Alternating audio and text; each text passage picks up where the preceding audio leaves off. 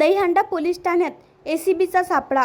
सहाय्यक पोलीस उपनिरीक्षक 50,000ची लाच घेताना रंगेहात अटक। अकोला 26 जुलै दहीहंडा पोलीस ठाण्याअंतर्गत असलेले सहाय्यक पोलीस उपनिरीक्षक भागवत कांबळे वय 55 यांना लाचलुचपत प्रतिबंधक विभाग अकोला यांनी 50,000 रुपयांची लाच स्वीकारताना रंगेहात अटक केली आहे। या कारवाईमुळे पोलीस विभागात मोठी खळबळ उडाली आहे। मिळालेल्या माहितीनुसार तक्रारदार यांच्या विरोधात दहीहंडा पोलीस ठाण्यात अपराध क्रमांक 179/2025 कलम 303(2) BNS 2023 अंतर्गत गुन्हा दाखल आहे।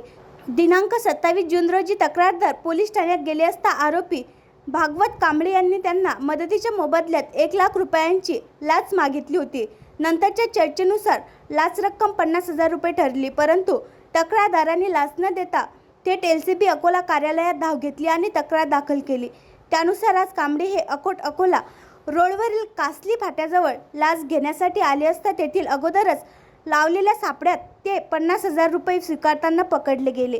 ही कारवाई लाचलुचपत प्रतिबंधक विभागाचे पोलीस अधीक्षक मारुती जगताप, अप्पर पोलीस अधीक्षक सचिंद्र शिंदे, उपविभागीय पोलीस अधिकारी मिलिंद कुमार बाहाकर यांच्या मार्गदर्शनाखाली पोलीस निरीक्षक प्रवीण वेरुळकर, अतुल इंगोले आणि त्यांच्या सहकाऱ्यांनी यशस्वीरित्या पार पाडले।